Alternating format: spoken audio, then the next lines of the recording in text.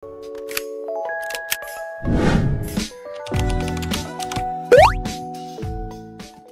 morning everyone! Today I'll be talking about the history of Indonesian capital market from the past to the present. This topic is important because the development of our capital market reflects Indonesia's economic journey from the colonial era to the modern digital age. Throughout this presentation, I take you through the key milestones that shape Indonesian capital market, its early beginnings, the post-independence period, the development era, the modernization phase, and the current growth trend. Now, we will discuss about early history. The history of Indonesia's capital market began during the Dutch colonial era. The very first stock exchange was established in 1912 in Batavia, we now know as Jakarta. At that time, the exchange mainly served Dutch companies, especially those involved in plantation, mining, and trade. It wasn't yet a platform for Indonesian business or citizens. Instead, it was designed to support colonial economic activities and investment in the Dutch East Indies. However, even though it was limited in scope, this early phase laid the foundation from the concept of securities trade in Indonesians. It introduced the idea of buying and selling company shares, something that will later become central to Indonesia's economic growth. Now we will discuss about post-independence period. After Indonesia gained independence in 1945, the capital market became inactive for quite some time. The new government focused on rebuilding the national economic and managing political and economic transition. At that time, the country faces challenges like inflation, limited infrastructure, and a lack of investor confidence. It wasn't until 1977, under President Suharto administration, that the stock exchange was officially reactivated. This marked the beginning of a new era for Indonesia's capital market, shifting from colonial roots national control. The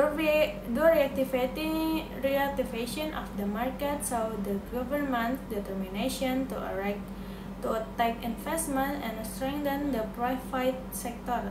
It was also part of a broader effort to modernize Indonesian financial system.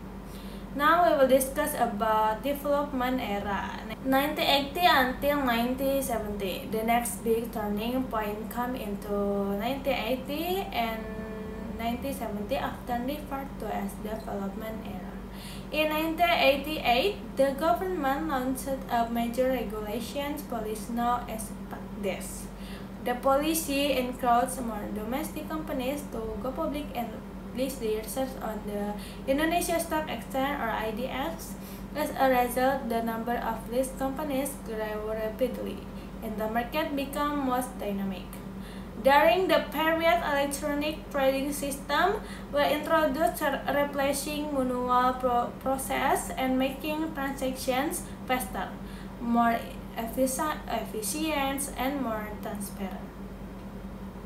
This era was marked by optimism. Foreign investors start entering the Indonesian market, and the capital market became an important part of the country financial infrastructure. Now we will discuss about modernizations and crises. However, the journey wasn't always smooth. In 1997 and 1998, the Asian financial crisis hit Indonesia hard. Stock price fell dramatically, the currency weakness, and investor confidence dropped.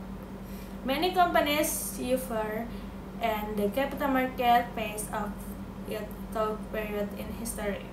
But the crisis also became a turning point for improvement. In 2007, the Jakarta Stock Exchange and Surabaya Stock Exchange officially merged from the Indonesia Stock Exchange as IDX and unified strong institution aimed at improving efficiency and transparency. Since then, the government and regulators have introduced stricter rules, better corporate governance, and extended investor protections. These changes help restore stability and rebuild trust in the market. This pace of modernization shows how Indonesia could recover and evolve through challenge.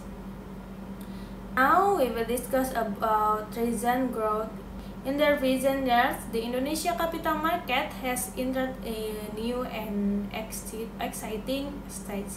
The number of investors has grown significantly, especially among millennials and Gen Z. Young people are now more financially aware and eager to invest. This growth has been driven by digital trading platforms, which make it easier for anyone to buy and sell stuff from their smartphones. The process is now simple, faster, and more accessible than ever before. Another important trend in the focus on sustainable and ESG-based investment, which stands environmental, social, and in governance. Investors are not only looking for profit but also for companies that care about society and the environment. With better education, strategy, and awareness, Indonesia capital market continues to expand and attract both local and international investors. This is my decision. Thank you for your attention. Bye bye.